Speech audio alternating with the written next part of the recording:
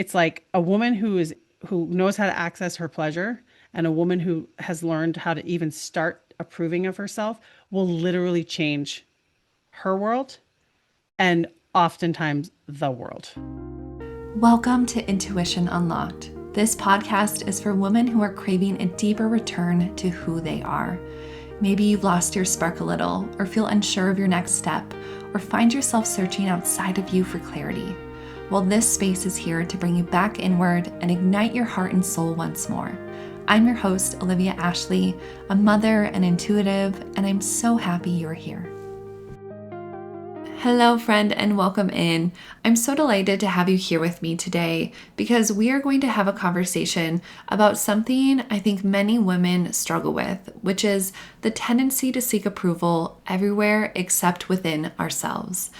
My guest today is Libby Bunten, an ex-clinical therapist turned somatic embodiment coach, podcast host, and founder of Self-Approval School, where she helps women break free from perfectionism, people-pleasing, and our patriarchal conditioning. Her work truly empowers women to stop outsourcing their worth and start living lives that truly belong to them through practices such as embodiment, nervous system healing, and self-leadership. And in this episode, you're going to hear us explore what it really means to cultivate self-approval, how reconnecting with your body helps you hear your intuition and inner wisdom, and why letting go of perfectionism and people-pleasing is one of the most powerful paths back to authenticity and freedom. I think this conversation is filled with a lot of honest insights and practical reminders that the relationship you've been longing for begins with the one you have yourself. So settle in, and I hope you enjoy this inspiring conversation between Libby and I. Hello, Libby, and welcome to Intuition Unlocked. Thank you for spending this time with me today. Thank you so much for having me. I'm really excited to be here. I'm so excited to be here. As we were talking about, we are both projectors in human design, and I feel like it's just going to create a little bit of a magical space for us to get into this really incredible topic because in your work, you explore how women navigate their life, leadership, and power in this hypermasculized culture in a way where you make sure women honor their bodies and find self-approval, which is such big, incredible, and important work. So I'd love to really start by hearing a little bit about your story and what led you to this work. I love this question so much. And I do have one thing that I always say is like the shortest version of the story is the way that I got into self-approval is because I had basically like a PhD in self-disapproval. So I always like kind of to sprinkle that in. And I've worked with and talked to thousands of women at this point, and there's always like a little, at least a little sprinkling of like getting socialized into disapproving of ourselves or comparing ourselves. So I think I like to name that in the beginning. So what I'll share is that I grew up in a really tiny town on the coast of Maine, a town of 500 people, and it was stunning, obviously, and amazing in a lot of ways. And there was a lot of like classism stuff. I grew up in a really poor family in a very wealthy town. I mean, very, very wealthy. So I had like amazing women in my life. And also, a lot of what was modeled for me was like looking for external validation from men, a lot of like body stuff, negotiating with themselves over food, negotiating with themselves about their weight and their beauty and their value. I didn't obviously know that as a child, but I used to be a clinical therapist. So I'll just share this little piece is like when we're between ages 0 and 6, we have one type of brainwave and it accepts everything as truth. It doesn't have discernment. So instead of like, I see women, not eating enough and that feels wrong, it's just women shouldn't eat a lot is like the truth that might get absorbed as an example. So anyway, a lot of incredible obvious privilege for having grown up in a tiny beautiful like safe town like that, and also I grew up with a lot of conflict and like trauma in the environment. So I think at a very young age I could like see what was kind of wrong in the environment, and now that I know more about my human design that makes a lot of sense. And I picked up some behaviors like hyperachievement and things like that to kind of manage my field of conflict and like try to get out of situations in my house. And, there's nothing inherently wrong with wanting to achieve. And when it becomes this thing that you have attached to your value, you imagine it could get really sticky as an adult. So fast forward, I had a very like wild and fun 20s, traveling the world. I had a pretty rough childhood, but went and did my thing, got a degree in writing, and then ultimately ended up settling in Portland, Maine, and I got a master's degree in clinical counseling. And I loved it. And I knew that something was missing. Like I had been checking all these boxes and still did not feel good about myself. And ultimately, what I realized is it was a version of just disapproving of myself and trying to like help myself feel full with things that were external of myself. There's much more to say, but I'll start there. I love that. Well, Yeah. right, we're all so complex. We have really big stories. And I think also the story we tell is so important to understand. And it sounds like you've done a lot of that work of, okay, where did I come from? What stories was I Mm, holding? How is that affecting me? And that really led you to what you do today. So I want to ask you, how do you define self-approval? I think that's a word that we can grasp and understand, but I mm, feel like there's such a deeper essence that you carry inside of your container and that you've added to this word of self-approval. mm. Yeah, I love this. So I think there are some like general definitions, and also it is so unique from person to person, as you can imagine. And the general idea I would say is I believe that we're born with this dial inside of us, just kind of as a metaphor. There's a dial inside of you that's set to 100% valuable, 100% lovable, 100% beautiful, 100% brilliant. And in this like hyper patriarchalized culture, as girls specifically, we get taught that other people get to turn that dial and make us feel less valuable or more valuable. And that is very tricky because then our value is always in the hands of someone else. So my work in self-approval with women is helping them like root up and out the beliefs that we have about beauty, love, success, whatever, our bodies, everything, and really actually get clear on what we truly believe for ourselves, not the beliefs that were instilled in us. And obviously, there's like a whole process around that. But then learning to reset the dial to 100%, which it doesn't mean we'll feel 100% all the time, but like getting to a place where you're like, oh my gosh, I'm valuable simply because I exist with like nothing to add or subtract. And even in my messy moments, there are ways that I help women learn how to approve of their grief, of their rage, of their sensuality, of their sexual power, like things that we might have been taught were bad about ourselves. So I know that's like not a very exact answer. And I think, that kind of covers the general idea. Yeah, that's really helpful because I think that's what I want to understand. And what's helpful to understand is what does that actually mean or look like? And you touched on that you help women excavate those roots or identify and Mm. start to shift them. So, what are some of the roots that you see that bring lack of self-approval in our life? Mm. So there are many common themes. Some are that in this particular culture, at least in the United States, it's kind of like we get indoctrinated into prioritizing the needs of others over our own as girls at a very young age. And we're always like looking around to check with everyone before we make a decision. We really get like schooled into that. So this idea that we can't be okay unless others are okay. I think the idea that our value is tied to our youth and our beauty, there's like a real deep connection with like how men perceive us, regardless of our how we identify sexually or anything like that. That's just kind of in the water. It's like we don't even know until you do know when you're older. A lot of stuff around feeling like you have to just like spin all the plates and look good doing it and never ask for help. And I tend to attract, this will probably translate in people's minds as like roots, you can define this yourself, but I tend to attract women who are very successful, like myself probably because they identify with me, women who like did all the things that they were told they were supposed to do, and then they're still up at night being like, but I don't feel good. Like I actually don't feel good no matter how much I kind of do out there. And this sense of I'm not okay, even though I'm doing all the things that I was told would make me feel okay, are just Mm. like a few of the really common ones.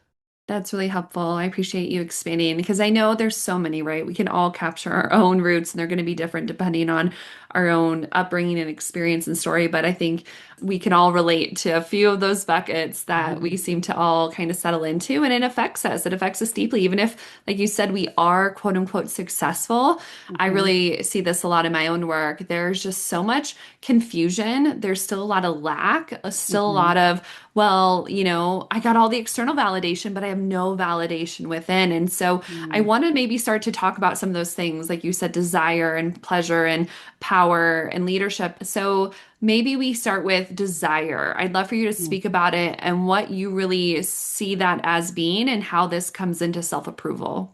Yeah. Oh, I love this question so much. So, and just for anyone listening, like I'm always raising my hand over here. Like I have identified with these things and sometimes still like have moments of identifying into those things. It's a lifelong journey. So there's no need to feel any shame about it.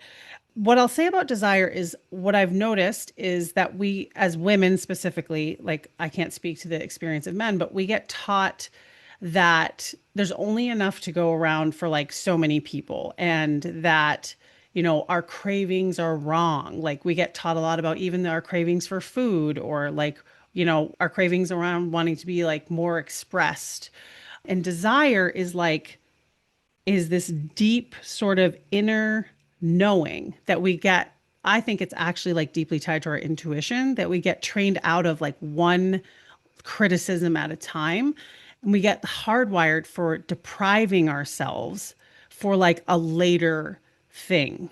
And I think desire is like an ever present experience. It might not feel like it right now if you're listening to this. Like there was a very huge period of time in my life where it did not feel available to me because I was so hardwired to like, if I do this first, then I can have that. If I lose 5 pounds, then I can put myself out there. If I fill in the blank, instead of this deprivation that we get trained into, desire is something like I feel is deeply centered around nourishing ourselves. Like, what is my craving?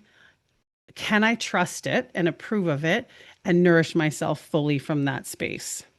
Mm, that leads really beautifully to I have this one question that I wrote where I ask, what's something women often think they want, but underneath it, it's them actually craving self-permission for. And I'm curious if you could speak to that. Ooh. Yeah. What's something that women think they want? And what was the second But part? underneath, they're actually craving self-permission for.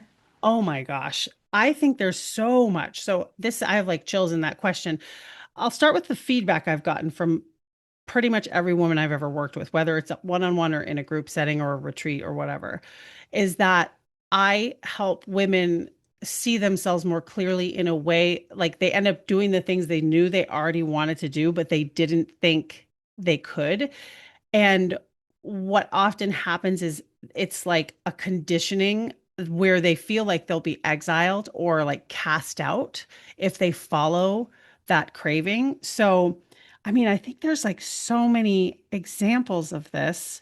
I Can you almost like, want to pause yeah. you there and go on with what you just said in terms of how do we get past that? How do we get past that? We know we want something, but we don't Mhm, go for it because that's where I mhm. see the disconnect of someone who is happy and feeling fulfilled and authentic versus someone who is maybe successful but still struggling and in lack and does not really have that self-approval. I think Yeah. what is that bridge? What are some of those tools or things that you teach that can help us start to shift that and find Mm, our power and step into that leadership to be able to actually get what we're craving and be like, yes, we yeah. can do this. Yes, I love this so much. So I'm going to give a little bit of a context about so when we're children and we grow up, even in the most well-intentioned environments with like the well-intentioned caregivers, our psychological safety mechanism in our brain is just wired to seek out dignity, safety, and belonging and love,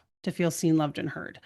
And when we're growing up in a world where like our parents are also patriarchalized, like God love them, and like they've learned from this, version of the culture, we can learn that there are conditions around dignity, safety, and belonging. So, like, it might be that in order for you to get the blessing from your father, you must be more polite, or you must be more pleasing, or you must be more, fill in the blank.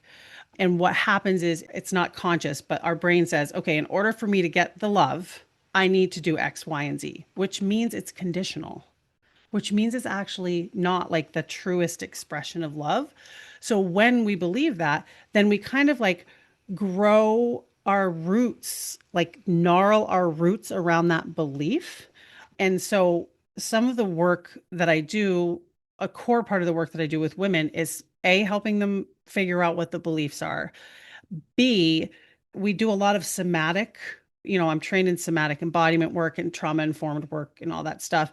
And we do a lot of like somatic tracking that comes up when women start even talking about what they want. So let's say a woman's like, I was in a meeting and all of a sudden, like my chest was on fire or like my throat started to clench up. So as they're sharing this with me, I'm going to take them through a somatic process to see what belief is kind of attached to that sensation and where it kind of stemmed from. Because in trauma, all time is simultaneous. It tags every detail in the file except for time.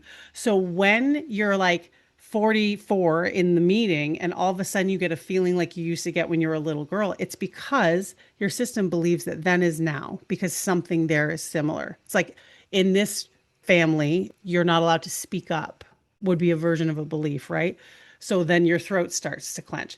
So I do some of that work with women. And what's really special is when it's in a group of other women where we've made agreements to not connect over gossip and complaint, to like depatriarchalize the sisterhood. What you're doing is you're getting evidence for your brain that you can take a risk and not die, because all risk, unfamiliar risk, equals death to our survival brain. So if it's a familiar pain, we'll just keep playing out the familiar pain because our system says, I know that pain and I can manage it. But what we need is to be able to experiment in lower stakes environments where it's contained and there are agreements, so you get evidence for your brain. So we practice those things through my coaching, but then there are sisterhood practices of them celebrating themselves, witnessing each other, and things like that. I know that was like kind of a big explanation, but does that answer your I question? loved it. And Yeah. I'm like, okay, I have five questions. Which one do I Yes. want to start with? Yeah. I think you brought up sisterhood, and that's a really big core aspect of my own work, of what I've seen the Mm, power of sisterhood and really yes. being able to witness each other and hold hands and be like, we got you. Hmm. Of just, oh my gosh, it's helped me grow so much as a human and woman. And so I'd love for you to talk about what you see when there is that true sisterhood. Why is that like medicinal to us? And Hmm. I'd say, why do you think so many women simultaneously crave deeper female connection but struggle to fully trust it? I'd say that's two separate questions, but it's all intermingled of just what you're talking about around sisterhood is so different from Hmm. what I think we understand or what the female relationships we are shown as being. So I will Yes. pass the mic to you. Again, like one of my favorite topics to talk about. So, the first thing I'll say is that what I've learned is that women actually really yearn to love each other well.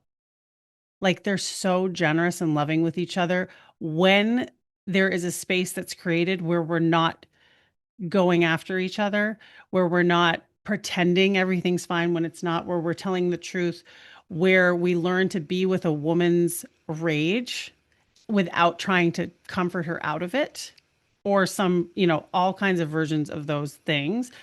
So it is like astonishing to me how quickly women will dive in together when those conditions are created and continued to be addressed as we go, because the patriarchalized version of sisterhood of like competition, gossip, complaint, and all those things. Now listen, I'm here for like a righteous complaint, so don't get me wrong, but like it will surface in the group inevitably. And I gently remind everyone, like, okay, this is a great example of how this is what we get conditioned for, is to go after each other. So women inherently want to be together. This is what I know. It's in our nature. We are not meant to be separated, and we're not meant to be competing with each other. We are the people who are looking out for what's best for all instead of what's best for just us.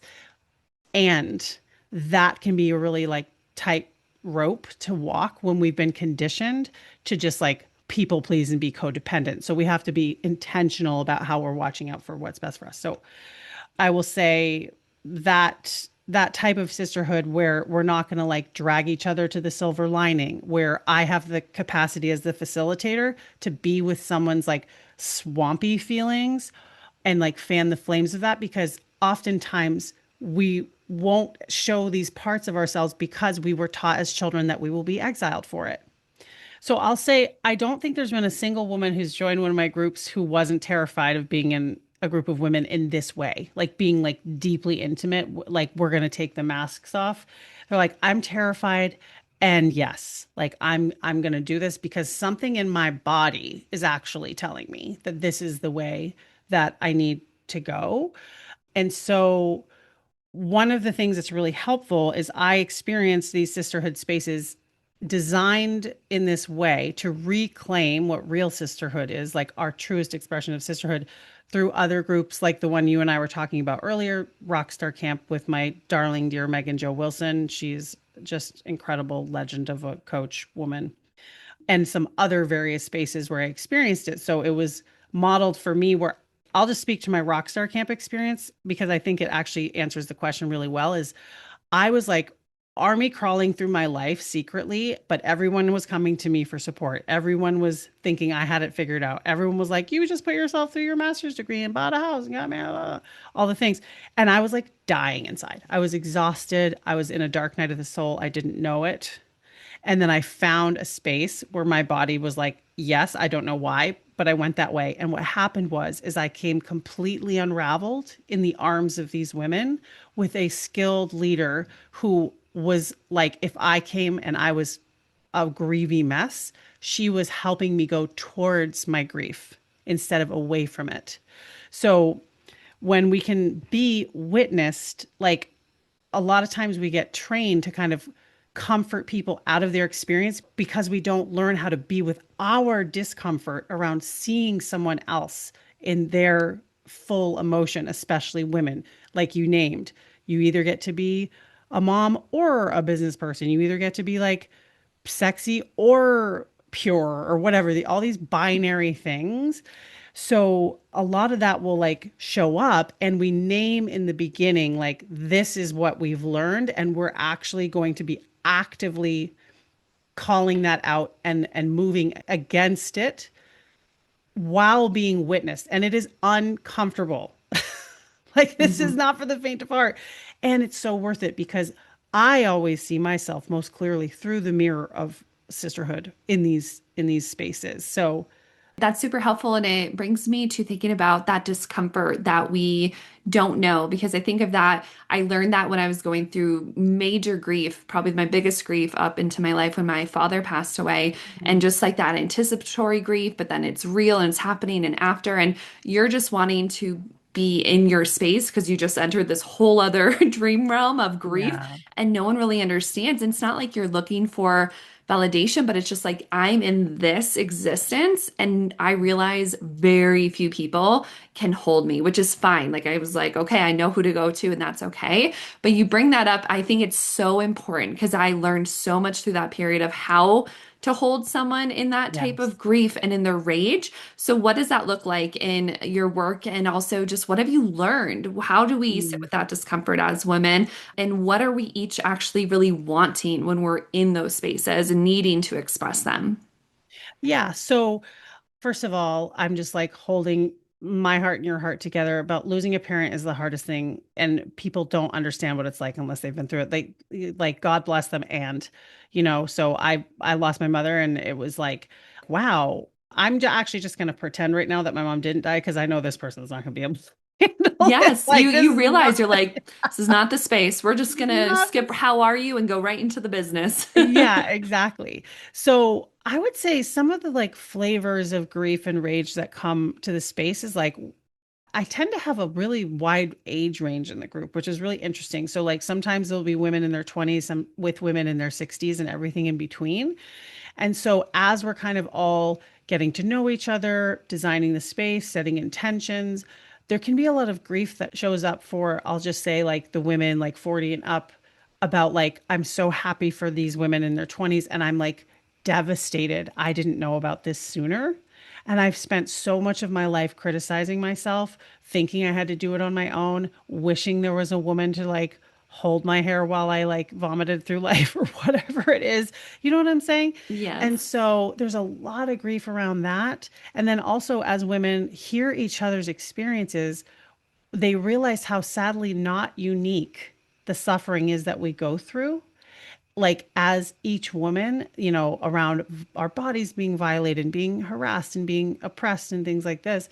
And their like righteous well of rage is teeming over. They have decades of rage that oftentimes we have pushed down, because if you're ragey, that makes you, I don't know, can I swear on here? Hmm. That makes you a bitch.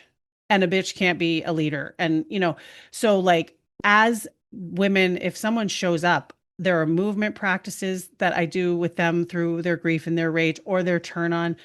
And I help them through like all kinds of skill sets I've developed while their sisters are witnessing them. And we design how they are witnessing them. They are not trying to coach them, they are not trying to correct them or change them. And I help them through their body go toward the thing that they've been told will make them a bitch or a mess or a slut or whatever. So then again, I know I kind of said it before, but then they get evidence for their brain that, like, oh, I actually can have a practice where I let some of this pressure valve, like let the steam off a little bit. And then I actually feel better when I've gone toward it instead of continuing to push it down. Okay, I love that. And you've spoken a lot how our body is really, I think, the conduit in a way of all of this. That is where a lot of this lives. That's where we have to run towards and Mhm. into. And I think a lot of us as women are uncomfortable with our bodies or Yeah. they don't feel home to us. We Mhm. try so hard to escape it or perfect them, all those types of things. Can you speak to what role our bodies play more deeply in all of this work?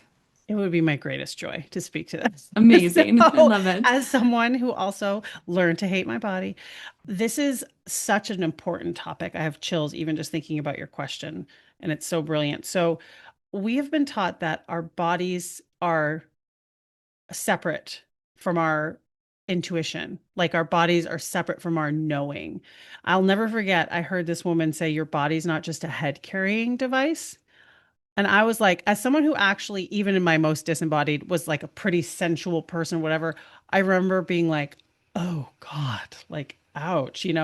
And it's true. Like, we get taught to kind of live here up because our bodies get made so wrong all the time. Like, you're too big, you're too small, your boobs are too small, your butt's too big. And then the standard changes the next week, and it's an ever elusive target by design. So we get taught that our bodies are not right. And evidence actually shows that our bodies have a brain field of their own. Like, we have this brain and then we have like the body brain. And your body actually knows things far before your mind does. This is why you can have like alarm bells going off inside with no obvious intellectual connection. It's because your body has sensed something that's in the space. So, the unfortunate truth that I've learned is that I've never met a woman who's escaped entirely this experience of being harassed, assaulted, violated in some way, even if it's just commentary, which can be almost sometimes more damaging in some ways. And I say this as someone who's dealt with it all, right? How are we to come home to our bodies when they've been made so unsafe? It's like, cover your body or you're asking for it. You know what I mean? Hmm. So obviously, I have to build a lot of trust with people in this process as we go, but like learning how to tune into just even the sensations in your body and learn how to like see, love, and hear them and listen to their communications through various tools with someone helping you, right? Because it can be really scary on our own, can be incredibly healing. And what happens often is when women start listening to their bodies, they manifest things more easily. They leave horrible relationships. Sometimes they quit their jobs. I'm like, when's the mob coming for me? I'm not telling these women to do these things, but like they already know. But their conditioned mind has been telling them to stay when their body is screaming, which is why we feel like we're army crawling when everybody thinks we have it figured out. That's so big and important, I think, to just witness. I appreciate you sharing that's how you felt, even when others are like, no, but she's got it all together. I think I almost think that's a human thing. I don't know if Yeah. there's, even when we feel authentic and happy and in ourselves, I don't know if we ever fully get rid of that like self-doubt. Mhm. I mean, I would love to Mhm. say we do, and like we are just so kumbaya, but I think there's a lot to Yeah. uncover, and I think there's even something about just honoring. You know, you can Mhm. honor that it's messy. There is mess, Mhm. there is discomfort, there has been harm done to us, right? The Yeah. conditioning that we're up against. And so I also want to speak to, you've brought up sensuality a bit. So going Mhm. into the body, what are some of those other pieces? So desire, I Mhm. think you're right, that connects Mhm. to your intuition. Where does sensuality and embodiment come into Mhm. play in all of this? Yeah, I love this. One thing I'll say that I think is tied from what we were just talking about to this question is that we get taught that there's like four, notes we get to play on the keyboard. I heard a woman use the metaphor of like we're an 88 key keyboard of expression. We get taught to play four keys. And that would be hell to listen to four notes your entire life, right? So of course, four expressions like I'm sure my friend Monica, who's on your podcast, mentioned the pretty, pleasing, polite, and performative of patriarchy, right? So like those are the keys we get taught how to play. So the thing that we need to know is that our grief and our rage and our sensuality are deeply linked to our joy, our pleasure, our expression. Like everything is everything. So we're not trying to get rid of the other keys. We're actually learning how to play them because we can't just like turn the volume down on grief and expect to feel joy. No, we're turning it all down. This is why, like, when people use drugs to like ease pain, they don't Mhm. feel joy either. Right. So it's another strategy of numbing this like thing that we get taught. So in the sensuality piece, I don't know about you, but you know, it's like our sensuality gets kind of co-opted, like it's for other people. When in fact, it's actually like pleasure doesn't happen without you. Like you are actually the center of pleasure and you can access it at any point. So our sensuality is like of the senses. That's what it means. So it can be like taking a moment to like smell some aroma, like essential oils or whatever, and just like savor that and like really feel what that's like. It's a presence. So it's like tuning into the senses. And it's also like kind of unlinking our sensuality from having to give it to someone else for their pleasure. And so, like, when I was in one of my many dark nights of the soul, I ended up turning it into a class because it was like so helpful to me. But it was called The Art of Self Seduction, which can sound like a lot of things and people can make up whatever definition they want for themselves. But I actually was like, nothing's going to be able to alchemize this except my body. Mm. And so I like would put on music and like literally striptease for myself. Like my husband was like downstairs watching TV. I walked by in like three-piece lingerie and he's like, "What are you doing?" I was like, "Just getting through my stuff." And he's like, "Okay." Like what? And it doesn't I have love to be that. that, but like Hmm. I was like, I need to reclaim my sensuality and pleasure for me as the primary beneficiary. So that's another thing that I love helping women with. And it can start as simple as like, we'll do an exercise of caressing our hand for a few minutes and notice what feels good, what type of pressure, you know what I'm saying? Like it can Hmm. really start now that simply. Yeah, and that's so important because so many of us have been taught, like you said, our body is for others and we're here to give pleasure to others. And Mhm. even just in the smallest ways, Mhm. up to the really big ones. And I really Yeah. can feel that that is such a big block that our body holds when we can't Mm. feel safe, when we can't feel seen just by ourselves. Like, and then Mhm. gosh, layer in, right, all the other people that come in and touch our bodies or are part of Mhm. our body, Yeah. memory and system. And so I think that's a really, really important piece for women listening to understand. And if you have more to share on that, I would happily listen because I think it is something that when you can unlock it and really step into it, you become someone completely different. Yeah. Yeah, I think like a great kind of thought to share is that I've never met a woman who hasn't had the experience of like looking back at a picture of herself and being like, God, what was I worried about? Like, I thought I was like too fat or like wrinkly or jiggly or whatever. I feel like we're gonna look back at them now even, and eat, sleep, and breathe this stuff, and I'm gonna be like, damn, when I was 47, like I wish I'd savored it a little bit more or whatever. Like I've not escaped Mhm. this. This is a lifelong journey. Like the goal is just to be at least 51% self-approved. It doesn't have to be 100%.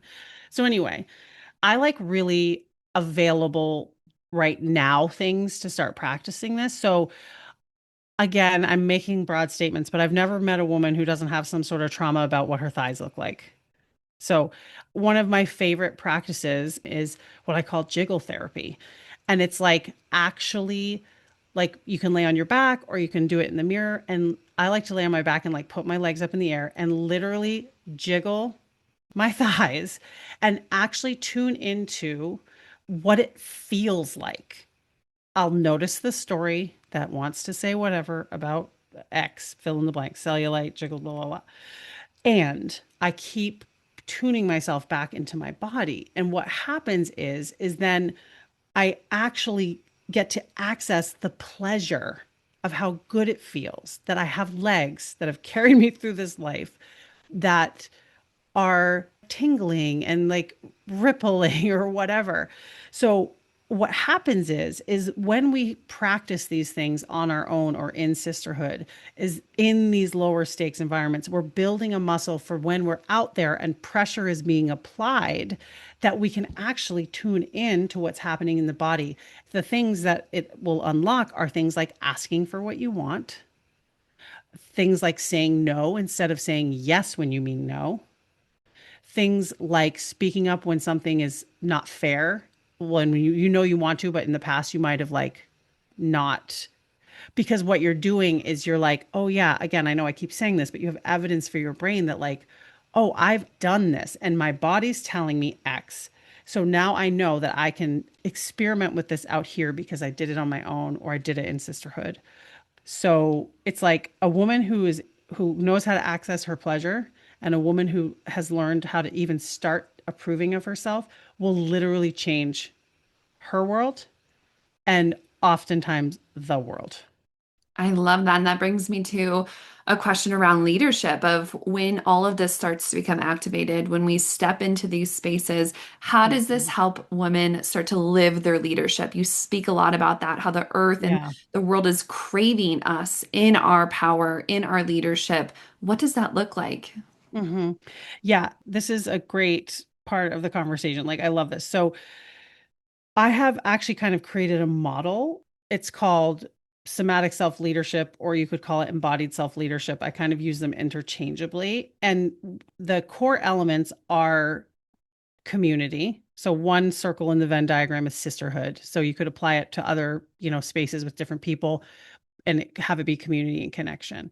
And then the next circle is somatic awareness through embodiment practices. And then the next circle is actually self approval, right? You'd think that would be in the middle, but no, it's learning how to approve of ourselves. And then in the middle is what's called embodied self leadership.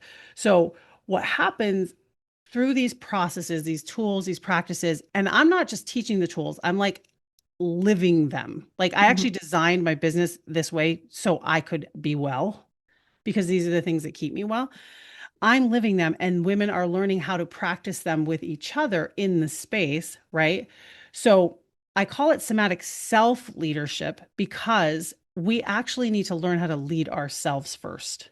Like, if you want to know what disembodied leadership looks like just turn the TV on for 5 minutes. Like, we're actually run by, at large, I would say, disembodied leaders. When women start to be in sisterhood, practice learning what's happening in their somatic, in their body, and learn how to approve of themselves, then what happens is they learn how to take ownership of their authority and be more fully expressed, which leads to them having more capacity for themselves and others.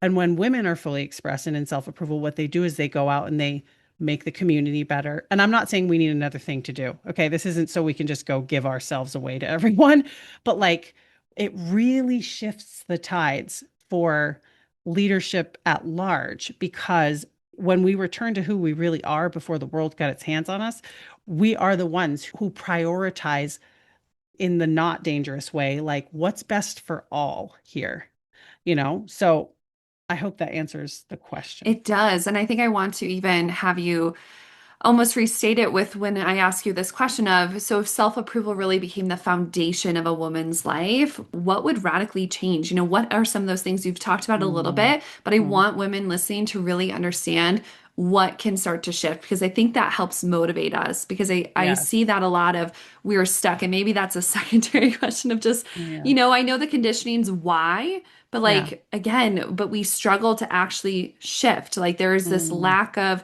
it's not that we're not motivated, right? But we're mhm. tired, we're exhausted, we're stressed. But I think there is this new reality that a lot of us in my sphere that we're speaking to, building businesses around to help women shift their life in a way that feels more embodied and self-led and Yeah. trusting.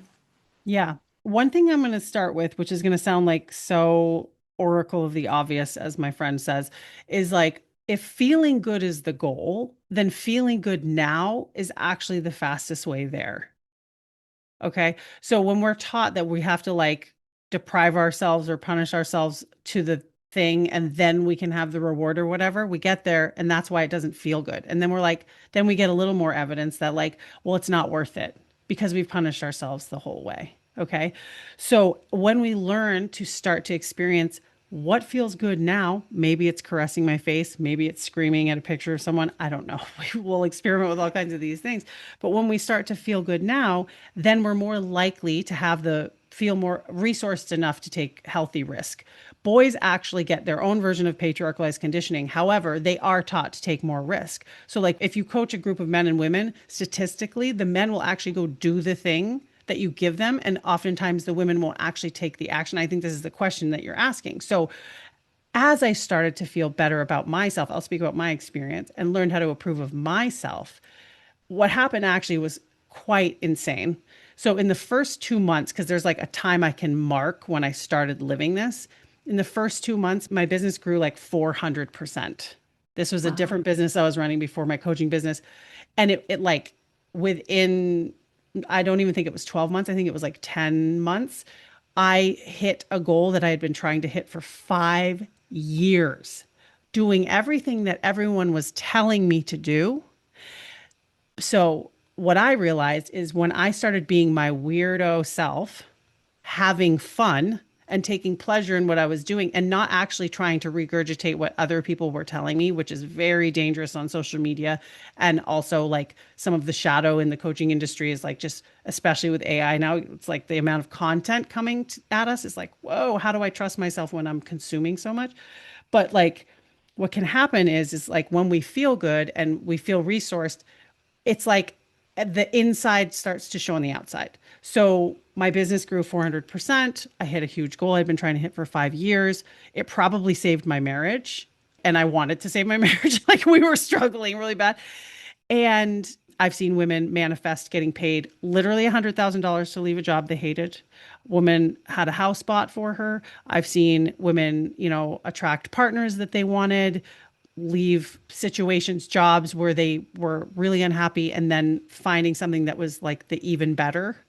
And also just having like better relationships, more community and support, not feeling like you're out on the branch alone all the time, but very concrete things like growing their businesses, establishing new careers or even new businesses, and also like having better sex because they actually have tuned into what's going on for their pleasure and things like that. So there are many more examples, but I think those are some really good ones that most of us are like, I'd like to feel better, have more freedom and speak up more and also like have more pleasure in my life and Oh, more I love money. this. And what it brought up for me too was something that you said that I think I'm seeing out in the social media realms is around manifestation, where it's like, well, if I just like set these intentions and take a little bit of action, or, you know, like there's so many different methodologies, I'm going to have Mhm. these huge, big manifestations. Mhm.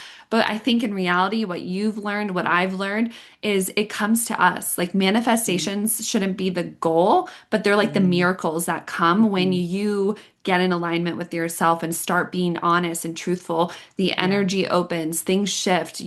It's like you tap into just some new reality and way of being, Mm. and it removes the obstacles that we've been Yeah. struggling with or pulling up against. And I'd be curious what you have to say about that, because I think it's just so important to understand in this time where it's like, get more stuff, make more money, get more manifestations, which Mm. beautiful. Who doesn't want that, Right, right? right. But come back. Let's get back to this Mhm. anchor. Yeah, this is like so important. And what I'm noticing more and more, especially with AI and so many people using it, and listen, there's value to it. But when people are outsourcing their intuition, when people are outsourcing their voice and their emotion, this is why we're not actually in this particular environment I'm going to speak to is why we're not manifesting because we're actually not going through the necessary process to like, make the pearl or whatever metaphor you want to use. And so we're consuming more than we're creating. And so you can't create if you're constantly just trying to do like the 10 silver bullets every single person out there is telling you is the thing that's going to get you there. It's like the only hill that I'll really die on is that if you don't approve of yourself, you might get there, but you're not going to feel good and you won't be able to sustain it. Like self-approval, I think is like the only strategy for all of this, for manifesting because we're in conflict with ourselves if we're not going through the necessary process. It's like everything out there is basically telling us we can like bypass the process.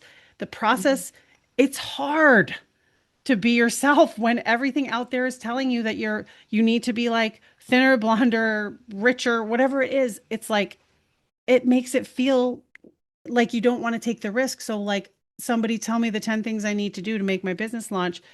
That worked for them.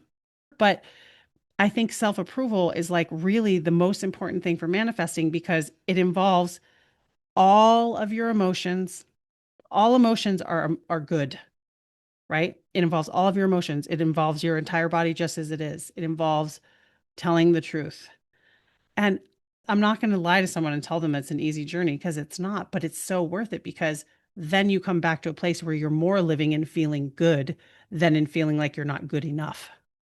Yes, it's like you're actually a part of this reality versus trying to fit in someone else's copy paste is what I really see Yeah. right now is this struggle to be unique, to share their own unique voice and blueprint and what they Mhm. have, but it's what we're up against, right? And I think it's another Yes. layer of us in this sphere attempting to really find ourselves and live in this way where we want to feel, we want to live, we want to Mm, have like the fullness, the celebration of this life and all of yeah. its discomforts, all of its feelings, like you said. And I think that's what a lot of your work and what you've spoken to today is helping women trust that like open-hearted vulnerability to feel Mhm. safe in themselves and embrace that touch and sensuality so we can Mhm. live our mission, live our reality and create it Mhm. how we want. No one's is necessarily wrong, but we can see the distortions that have Yeah. come about because of our culture and our Mhm. society. And I think that's what your work and self-approval does so well. It's a reclamation of self. Mhm. Yeah.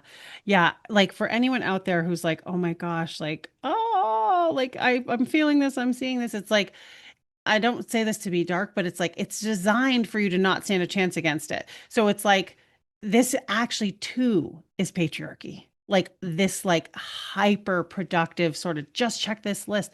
And it's like I said, it doesn't make those people bad who did it that way. It's like we're all on a journey and we'll all come to our dark nights on our own in whatever time.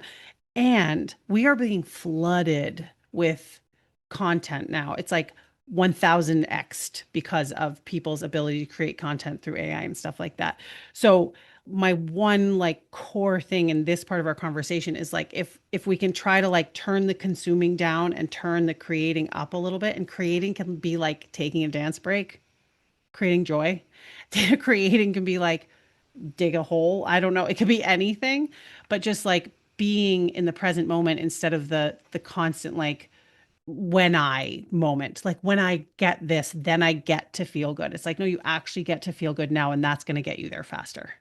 Yeah, and it makes me think of, I think one of the last things I want you to touch on is really around What does it look like and feel like to be in our feminine? Because we're talking as women are listening, and we're witnessing a reality that's hyper masculinized. The patriarchy has been Mhm. here for so long, and we are wanting to really step into our true nature as women, as Mhm. feminine.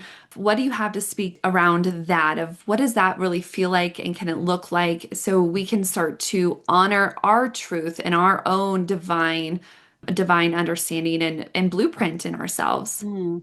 Yeah, this is so important. So one thing I want to say is like we all have like feminine and masculine inside of us, and we get sold this version of like of an untruth around it.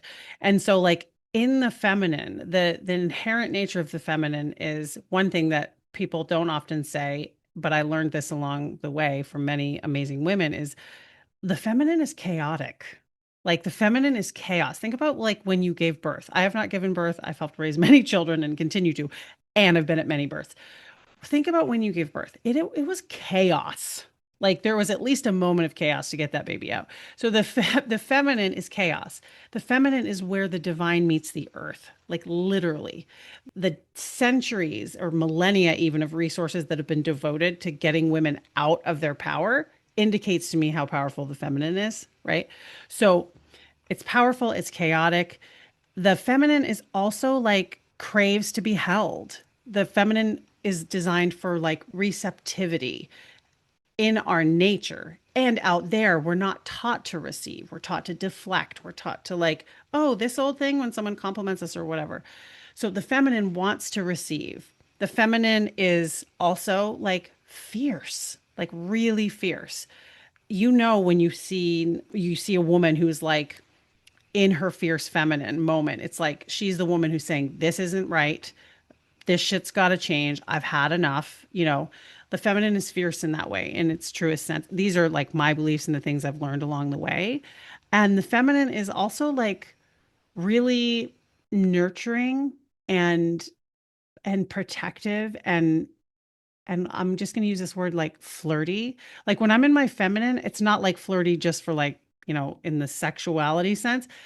It's like we're out there just like in our light is turned on. We're like flirting with the world. It's like I call it like Elizabeth tailoring. It's like I'm on the couch and like you're coming to me kind of energy. Like that's the feminine. And there's a reason why it feels scary to be in receiving mode. There's a reason it feels scary to flirt. There's a reason like we have a lot of lived experience where that hasn't been safe. So, what I would love for people to experiment with is like how can you receive a little bit more today? Like someone compliments you, you say thank you, or maybe you say thank you, it's true. I love that so much. So many goosebumps came while you were speaking. So I Oh. think that was really important to be said and heard. And my last question to you, for the woman listening who realized she has spent years performing, pleasing, achieving, caretaking, closing off to the world, and becoming who everyone else wants or needs her to be, what is one of the first steps she can take towards belonging to herself again? Ooh. Ooh, I have chills. Oh my gosh. Okay, I want to sit with this for a second because there's like so many things available to you right now. I know I've already said this, but I really think like take a dance break. Like actually, like intentionally put on a song, move your body, feel what your body feels like in that moment. You might have stories come up, try to let them blow on by like the breeze, or like take a bite of food and savor it. And if you want to think about, oh, well, I can't eat this later because I'm eating that now, like let the story go. Like try to let it blow on by and keep going back to like the salty sweetness, whatever it is, just like presence, practicing with your senses, the presence of like the absolute extraordinary delight it is that we get to feel things. Yes, I totally hear that. It's what you're saying is really be in whatever feeling you're in and Mhm. let it be expressed. No, don't Yes. dampen it. Be present and really be willing to express whatever moves through you when it does. Yes. Yes. Yes. Yes. Yes. So shall it be. I love it. Okay. Oh my gosh, Libby, this was so beautiful. I want to thank you so much for taking the time today to share your wisdom, to do the work that you are doing because it's so needed. And before I let you go, just let my listeners know where they can find you. Yes, thank you so much. This has been like so nourishing to me, and you're just like such a love. So thank you for having me. And you can find me on Instagram. It's the Libby Bunten or libbybunten.com. And, I have a membership now and a podcast called Self Approval School. So if you go to libbybunten.com or the Libby Bunten on Instagram, you can find me there. And I love if you experiment with any of these things, please send me a direct message because I want to hear if you were like moaning while you were eating that piece of pizza.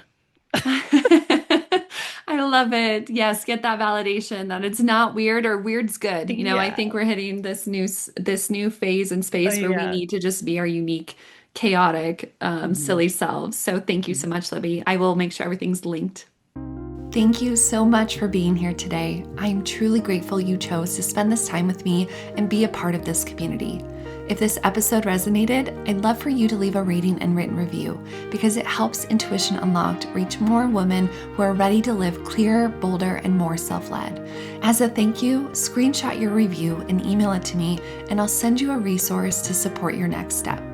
And until next time, root into your truth, rise into your power, and radiate your light.